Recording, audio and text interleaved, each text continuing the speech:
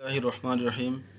সম্মানিত দিনী ভাই ও বোনেরা, আমরা দেখে থাকি লাশবাহী গাড়িতে উপরে লা ইলাহা ইল্লাল্লাহ মুহাম্মদ রসুল্লাহ, এরপরে সামনে দেখা যায় যে নামাজ বেহেশতের চাবি, পিছনে আল্লাহ শব্দ বড় আকারে লেখা থাকে। এই লাশবাহী গাড়ির ভিতরে আমরা কখনো দেখি কোনো মুরতাদের লাশ, কখনো দেখি কোনো কাফেরের লাশ, কখনো দেখি কোনো অমুসলিমের লাশ। সেরকম একটি লাশবাহী গাড়িতে গতকাল দেখলাম অবিশ্রুতি শাস্তি নামক যে বৃষ্টি খাতুন, সে নিজের ধর্ম পরিবর্তন করে নিজেকে হিন্দু রূপে পরিচয় দিয়ে নিজে হিন্দু হয়ে হিন্দুদের মন্দিরে গিয়ে সে নিজেকে হিন্দু হিসেবে উপস্থাপন করেছে। তার লাশ যদি এরকমভাবে এই লাশবাহী গাড়িতে আনা হয় অথবা তাকে দাফন কাফন করা হয়, তাহলে কতটুকু ফায়দা হবে, কোনো ফায়দা হবে কি না, এটা কোরআন হাদিসে কি বলে এই সম্পর্কে আল্লাহ পাক রব্বুল আলামিন সূরা তাওবার 84 নম্বর আয়াতে বলতেছেন, ওয়ালা তুসাল্লি আলা আহাদিম মিনহুম মাতা আবাদান ওয়ালা তাকুম আলা কবরিহি ইন্নাহুম কাফারু বিল্লাহি ওয়া রাসূলিহি ওয়া মাতু ওয়া হুম ফাসিকুন।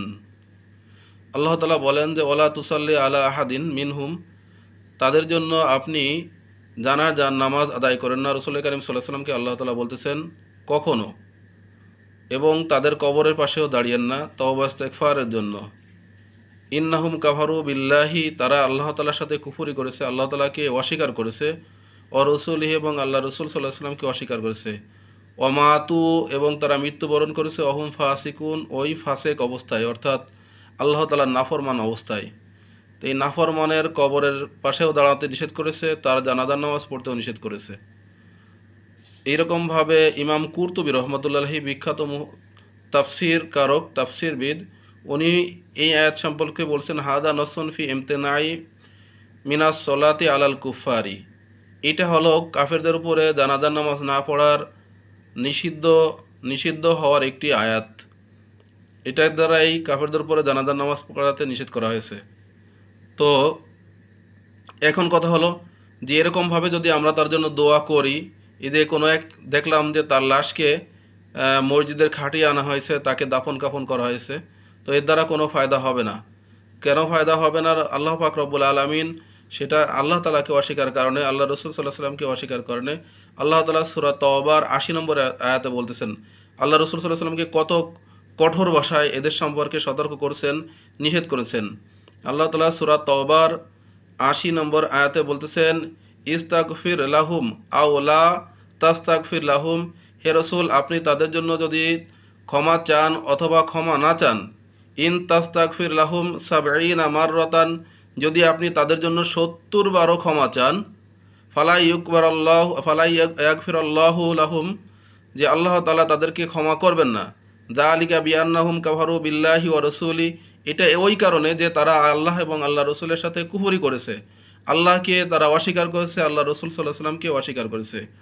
এজন্য কোনো নবী রসুল ও তার পিতা যদি কাফের থাকে, তার সন্তান যদি কাফের থাকে, অথবা নিকটতম কোনো আত্মীয় স্বজন যদি কাফের থাকে, তার জন্য দোয়া করতে পারবে না, ইস্তেগফার করতে পারবে না।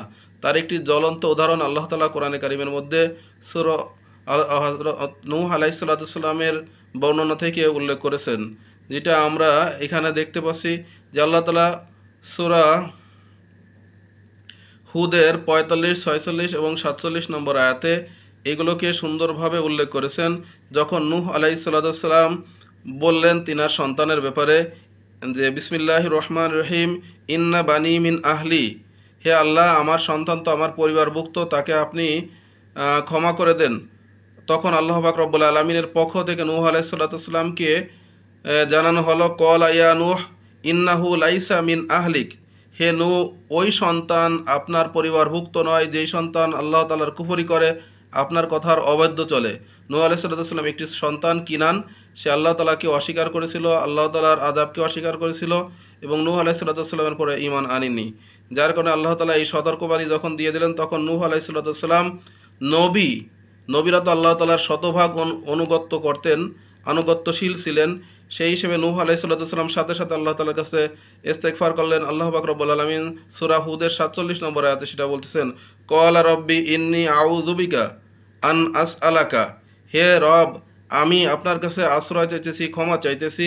আমি যে আপনার নিকটে প্রশ্ন করেছি, আমি যে আবেদন করেছি, মা লাইসা লি বিহি ইলমি, আমার এই সম্পর্কে কোনো এলেম নেই, যে আমার সন্তানের ব্যাপারে আমি যেটা করেছি আমার ভুল হয়েছে, আমি সেটার থেকে তওবা করতেছি।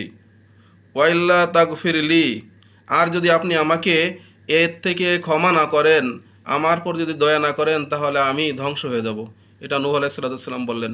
এর দ্বারা স্পষ্ট বোঝা যায় যে কোনো ব্যক্তি যদি কাফের থাকে, তার পিতামাতা হোক, তার সন্তান হোক, তার আপনজন হোক, তার জন্য দোয়া করা যাবে না। যেরকম বিশ্বনবী সাল্লাল্লাহু আলাইহি সাল্লাম তার সব থেকে প্রিয়তম চাচা, যে নাকি সর্বদিক থেকে সেই ছোটকাল থেকে লালন পালন করে কাফেরদের মোকাবেলা করে তাকে বড় করেছিল, সেই চাচাও কাফের হওয়ার কারণে সেই চাচার জন্য দোয়া করার কোনো সুযোগ নেই।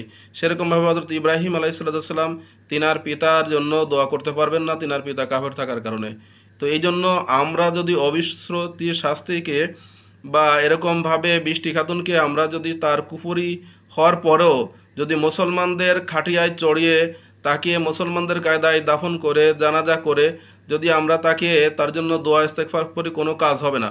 বরং এই দ্বারা এই দোয়া ইস্তেগফার করবে তারা যদি আল্লাহ তাআলার কাছে ক্ষমা না চায়, তাহলে আল্লাহ তাআলা তাদেরকে ওরকমভাবে কঠিন আযাবের সম্মুখীন করবেন, বা আল্লাহ তাআলার কোরআনের অবাধ্য হওয়ার কারণে তাদেরকে শাস্তির সম্মুখীন হতে হবে।